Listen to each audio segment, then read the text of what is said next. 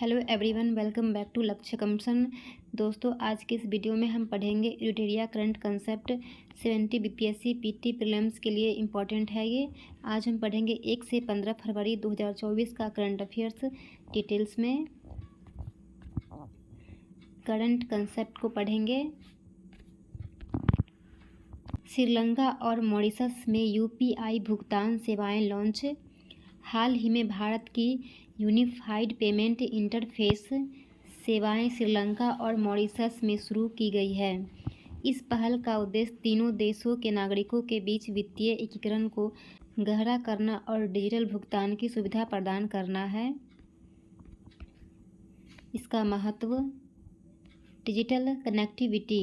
यह पहल द्विपक्षीय वित्तीय और डिजिटल कनेक्टिविटी को मजबूत करता है। पर्यटन सुविधा। यह प्रयास श्रीलंका और मॉरिशस की यात्रा करने वाले भारतीय नागरिकों के साथ भारत की यात्रा करने वाले मॉरिशस के नागरिकों के लिए यूपीआई निपटान सेवाओं की उपलब्धता को सक्षम बनाता है। वैश्विक स्वीकार्यता। बढ़ती वैश्विक स्वीकार्यता के साथ श्रीलंका और मॉरिशस में यूपीआई विस्तार भारत के बढ़ते वैश्विक प्रभाव को प्रदर्शित करता है। ग्लोबल साउथ एवं पड़ोसी प्रथम। यह पहल ग्लोबल साउथ में विकास को बढ़ावा देगा तथा पड़ोसी प्रथम की नीति को मूर्त रूप प्रदान करती है। यूपीआई भुगतान सेवाएं के बारे में। यूपीआई एक त्वरित वास्तविक समय भुगतान प्रणाली है जो एक ही मोबाइल एप्लीकेशन में कई बैंक खातों को सुविधा प्रदान करती है। एकीकृत भुगतान इंटरफेस का उपयोग करके सरल, आसान और त्वरित लेनदेन सक्षम बनाता है। इसे भारत के राष्ट्रीय भुगतान निगम एनपीसीआई के द्वारा विकसित किया गया तथा इसे वर्ष 2016 में लॉन्च किया गया था। UAE, France, Mauritius, Sri Lanka, Singapore, Bhutan और नेपाल में यूपीआई भुगतान स्वीकार किया जाता है।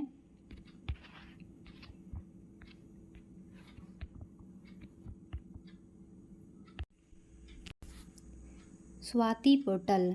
भारत सरकार के प्रधान वैज्ञानिक सलाहकार अजय कुमार सूद ने विज्ञान में महिलाओं और लड़कियों के अंतर्राष्ट्रीय दिवस 11 फरवरी के अवसर पर महिलाओं के लिए विज्ञान एवं प्रौद्योगिकी और नवाचार स्वाति पोर्टल लॉन्च किया है। स्वाति का full form science for women A technology and innovation. Swati portal उद्देश्य STEMM विज्ञान, प्रौद्योगिकी, इंजीनियर, गणित और चिकित्सा में भारतीय महिलाओं और लड़कियों का प्रतिनिधित्व करने वाला एक ऑनलाइन पोर्टल बनाना है। निर्माण। इसे national institute of plant genome research NIPGR नई दिल्ली द्वारा विकसित एवं रखरखाव किया जाता है। इसमें भारत की प्रतिष्ठित महिला वैज्ञानिकों की प्रोफाइल शामिल है जो पद्म पुरस्कार, शांति स्वरूप भटनागर पुरस्कार या स्त्री शक्ति विज्ञान सम्मान जैसे प्रतिष्ठित सम्मान प्राप्त करता है। इसका महत्व। यह STEMM समुदाय में लिंग अंतर की चुनौतियों का समाधान करेगा। यह महिलाओं में जागरूकता बढ़ाने, आलोचनात्मक सोच को बढ़ावा देने और महिलाओं के सामने आने वाली सामाजिक आर्थिक चुनौतियों का समाधान करने में महत्वपूर्ण है।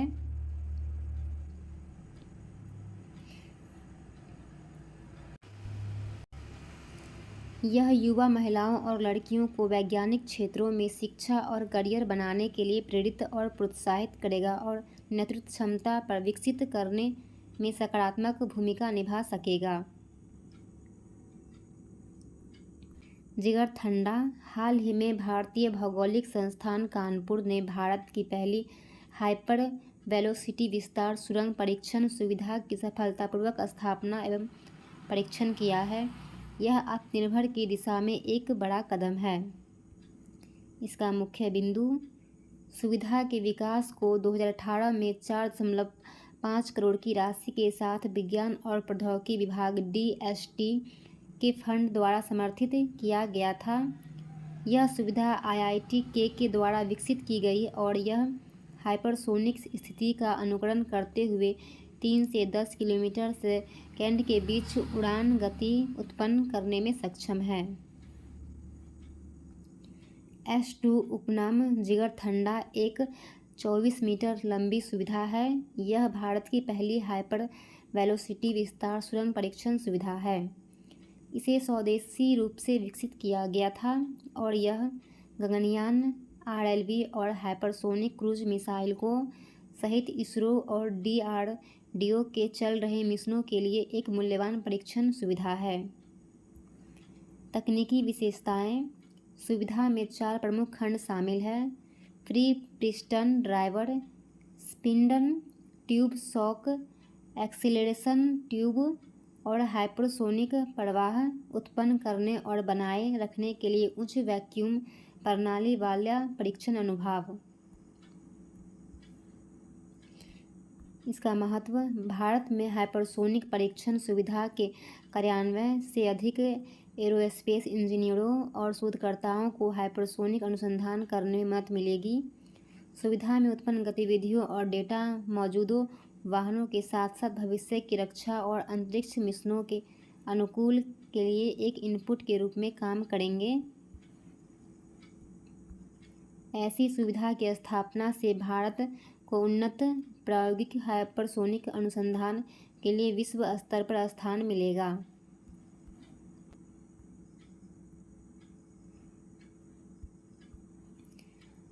विंध्याचली छात्रवृत्ति कार्यक्रम।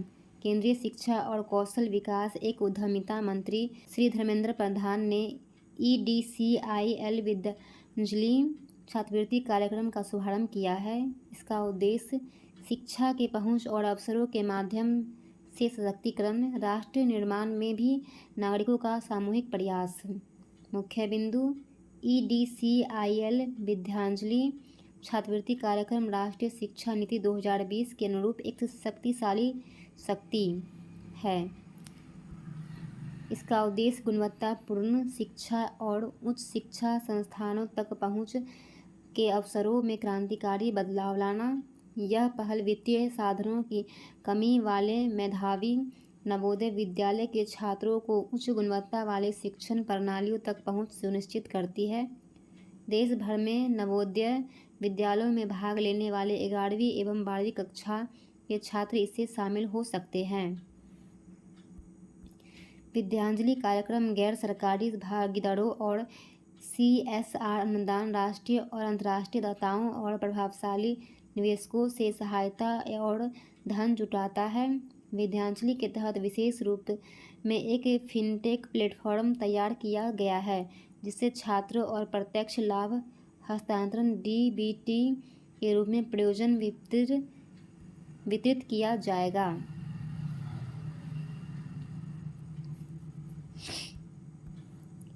Note. EDCLI educational consultants India limited. यह आयोजन देश में शैक्षणिक समावेशिता और सामाजिक आर्थिक उत्थान को बढ़ावा देने में सरकार के प्रयासों को मजबूत करेगा। कैमरून ने नागोया प्रोटोकॉल को अपनाया। हाल ही में मध्य अफ्रीका देश कैमरून ने अपनी समृद्ध जैव विविधता में लाभ उठाने के लिए नागोया प्रोटोकॉल को अपनाया है। इसका लाभ। इस प्रोटोकॉल को अपनाने से कैमरून में शोधकर्ताओं को जैव प्रौद्योगिकी अनुसंधान, विकास और अन्य गतिविधियों के लिए जिसके बदले में उनके उपयोग से किसी भी लाभ को उचित हिस्सा मिलता है, उनका एक ढांचा स्थापित होगा। स्वदेशी और स्थानीय समुदाय एक कानूनी ढांचे के माध्यम से लाभ प्राप्त कर सकते हैं जो आनुवंशिक संसाधनों से जुड़े पारंपरिक ज्ञान के मूल्य का सम्मान करता है। नागोया प्रोटोकॉल आनुवंशिक संसाधनों तक पहुंच और उनके उपयोग से उत्पन्न होने वाले लाभों के उचित और न्यायसंगत बंटवारे पर नागोया प्रोटोकॉल एक कानूनी रूप से बाध्यकारी वैश्विक समझौता है जो जैविक विविधता पर कन्वेंशन CBD की पहुंच और लाभ साझाकरण दायित्वों को लागू करता है। इसे वर्ष 2010 में नागोया, जापान में अपनाया गया तथा इसे अक्टूबर 2014 में लागू किया गया। इसमें आनुवंशिक संसाधनों से जुड़े पारंपरिक ज्ञान को भी शामिल किया गया जो जो CBD द्वारा कवर किया जाता है। यह संसाधन उपयोग से होने वाले लाभों को उचित बंटवारा सुनिश्चित करता है। नोट भारत भी एक सदस्य राष्ट्र है। भारत 11 मई 2011 को हस्ताक्षर किए थे। अक्टूबर 2012 में इसका अनुसमर्थन किया। जैविक विविधता पर कन्वेंशन। उद्देश्य मुख्य 3 उद्देश्य हैं।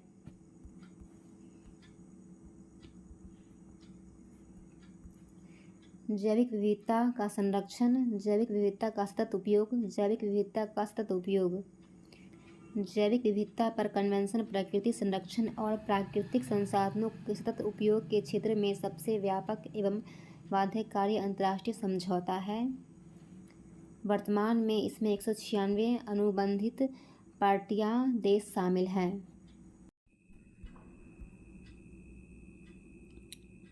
– 2040 के लिए EU का नया जलवायु लक्ष्य। 6 फरवरी को यूरोपीय आयोग के माध्यम से अपना नया प्रस्तावित जलवायु लक्ष्य 2040 पेश किया। इसने 1990 के आधारभूत स्तरों की तुलना में 2040 तक 90% का शुद्ध उत्सर्जन कटौती लक्ष्य रखा। मुख्य बिंदु सितंबर 2020 में यूरोपीय संघ ने 2030 तक ग्रीन हाउस गैस GHG उत्सर्जन को 1990 के स्तर से 55% कम करने के लक्ष्य की घोषणा की है, जबकि पहले यह 40% थी।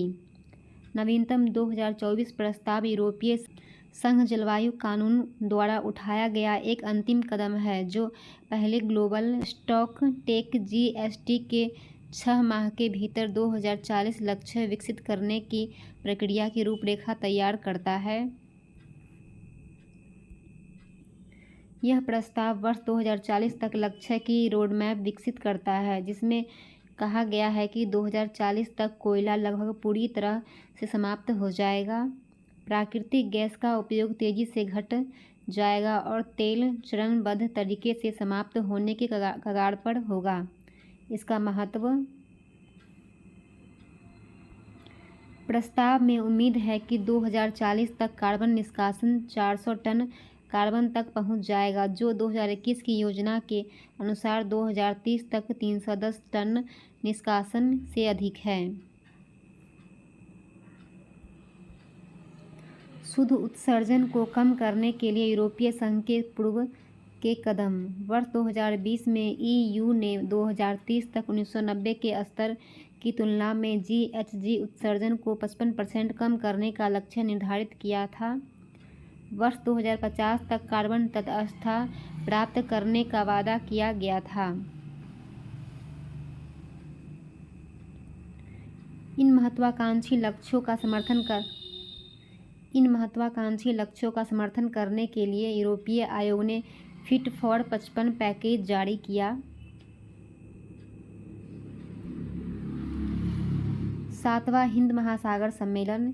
हिंद महासागर सम्मेलन के 7वें संस्करण का आयोजन 9 से 10 फरवरी 2024 को पर्थ, ऑस्ट्रेलिया में किया गया। थीम एक स्थिर और टिकाऊ हिंद महासागर की ओर। मुख्य बिंदु। इस सम्मेलन में 40 देशों के प्रतिनिधि शामिल हुए। इसमें भारत का प्रतिनिधित्व विदेश मंत्री S जयशंकर ने किया। हिंद महासागर क्षेत्र के देशों के लिए सामान्य गैर पारंपरिक चुनौतियों जैसे जलवायु परिवर्तन, प्राकृतिक आपदाएं, आपूर्ति श्रृंखला व्यवधानों का समाधान करना है। हिंद महासागर क्षेत्र विस्तार। पश्चिम में अफ्रीकी तट से लेकर पूर्व में ऑस्ट्रेलियाई तट तक और उत्तर में अरब प्रायद्वीप और फारस की खाड़ी से लेकर दक्षिण में श्रीलंका और ऑस्ट्रेलिया के दक्षिणी तट तक। भू राजनीतिक महत्व। विशिष्ट भौगोलिक स्थिति के कारण यह तेल और गैस शिपमेंट सहित वैश्विक व्यापार के लिए प्रमुख पारगमन मार्ग के रूप में कार्य करता है।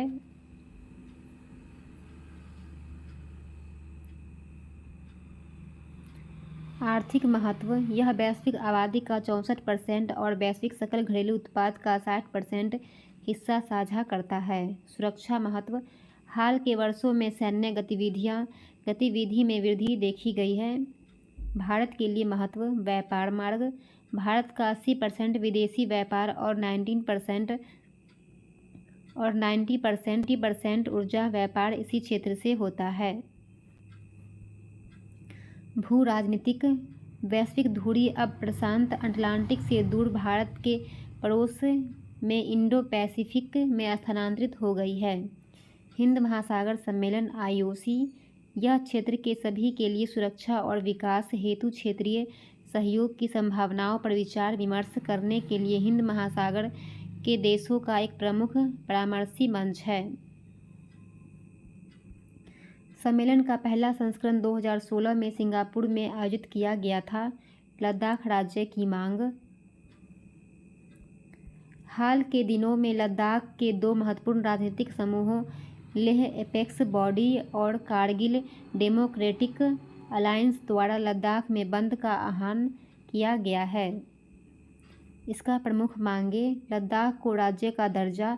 इन समूहों ने सरकार से लद्दाख के क्षेत्रीय नियंत्रण को पाकिस्तान के कब्जे वाले कश्मीर में गिलगित बाल्टिस्तान तक बढ़ाने तक क्षेत्र के लिए सीटों के आरक्षण की मांग की है। 6ठी अनुसूची के तहत सुरक्षा उपाय। जनजातीय अधिकारों की सुरक्षा और स्थानीय समुदायों की विशिष्ट सांस्कृतिक पहचान के संरक्षण के लिए 6ठी अनुसूची के प्रावधानों को क्षेत्र में विस्तारित करने की मांग की गई है। नौकरियों में आरक्षण। लद्दाख के युवाओं के लिए रोजगार के अवसरों में आरक्षण। आर्थिक संसाधनों और अवसरों तक समान पहुंच सुनिश्चित करना। अलग संसदीय निर्वाचन क्षेत्रों का निर्माण। लेह और कारगिल के लिए अलग संसदीय निर्वाचन क्षेत्रों की स्थापना पर बल। सरकार की प्रतिक्रिया। क्षेत्र में बढ़ते असंतोष तथा विरोध के कारण सरकार ने एक समिति का गठन किया। सरकार ने प्रदर्शनकारियों को आश्वासन दिया कि वह भाषा, संस्कृति और भूमि से संबंधित मुद्दों का उचित समाधान तलाशेगी। वर्तमान प्रशासन। वर्ष 2019 में लद्दाख को केंद्र शासित प्रदेश का दर्जा दिया गया था। लद्दाख का वर्तमान प्रशासन लद्दाख के उपराज्यपाल और एक निर्वाचित लद्दाख स्वायत्त पहाड़ी का विकास परिषद द्वारा शासित होता है। इसकी सीमाएं। 6ठी अनुसूची को लद्दाख तक विस्तारित करने से इस क्षेत्र का अधिक विखंडन और नई प्रशासनिक चुनौतियां पैदा हो सकती है। आगे की राह। सरकार को समावेशी स्थानीय शासन केंद्र नीति पहल के लिए अधिक प्रयास करने की आवश्यकता है। 6ठी अनुसूची के तहत लद्दाख की स्थिति तय करने के लिए सावधानीपूर्वक और व्यवस्थित दृष्टिकोण का इस्तेमाल किया जाना चाहिए। डिजिटल फ्यूचर स्किल्स शिखर सम्मेलन। इलेक्ट्रॉनिक्स और सूचना प्रौद्योगिकी मंत्रालय 15 फरवरी 2024 को गुवाहाटी में पहले फ्यूचर स्किल्स शिखर सम्मेलन की मेजबानी कर रहा है। प्रमुख बिंदु। शिखर सम्मेलन का उद्देश्य भारत के भविष्य के लिए प्रतिभा विकास पर रणनीति बनाने के लिए विभिन्न क्षेत्रों के अग्रणी दिमागों को एकजुट करना है। शिखर सम्मेलन वैश्विक अवसरों पर तेजी से डिजिटलीकरण के प्रभाव पर चर्चा करेगा, विशेष रूप से AI, ML, सेमीकंडक्टर, रोबोटिक्स और साइबर सुरक्षा जैसी उभरती प्रौद्योगिकी पर ध्यान केंद्रित करेगा। इसमें विषयों पर 4 पैनल चर्चा होगी। Semicon India, India AI, cyber security, digital. शिखर सम्मेलन के दौरान उद्योग जगत के नेताओं, शैक्षणिक संस्थानों और सरकारी निकायों के बीच साझेदारी को बढ़ावा देने के लिए 20 से अधिक रणनीतिक सहयोगों की घोषणा होने की उम्मीद है। इन सहयोगों का उद्देश्य शैक्षिक पाठ्यक्रम को उद्योग की मांगों और मानकों के साथ संरेखित करना है। असम में जल्द ही 2500 करोड़ रुपए का पहला सेमीकंडक्टर पैकेजिंग प्लांट होगा। यह प्रयास विश्व स्तर पर प्रतिस्पर्धा प्रतिभा पूल तैयार करेगा जो भारतीय कंपनी तथा दुनिया भर के संगठनों के लिए भी सुलभ होगा, जो वैश्विक तकनीकी परिदृश्य में एक नया मानक स्थापित करेगा। CMS COP 14 समरकंद में समाप्त। जंगली जानवरों की प्रवासी प्रजातियों के संरक्षण पर कन्वेंशन CMSCOP14 के दलों के सम्मेलन की 14वीं बैठक 17 फरवरी 2024 को संपन्न हुई, जिसमें 14 प्रवासी प्रजातियों को सूचीबद्ध करने वाले प्रस्ताव एक वैश्विक स्तर पर कई अन्य प्रस्तावों को अपनाने पर सहमत हुई। CMS या बॉर्न कन्वेंशन या जंगली जानवरों की प्रवासी प्रजातियों के संरक्षण पर कन्वेंशन उनकी संपूर्ण श्रृंखला में प्रवासी प्रजातियों की रक्षा के लिए एक वैश्विक समझौता है। इस पर 1979 में हस्ताक्षरित किया गया तथा इसे 1983 से लागू किया गया। भारत 1983 से ही सदस्य देश के रूप में शामिल है। यह वैश्विक स्तर पर संरक्षण उपायों को संचालित करने के लिए कानूनी आधार तैयार करता है, जिसमें कानूनी रूप से बाध्यकारी समझौता से लेकर कम औपचारिक MOU तक शामिल है।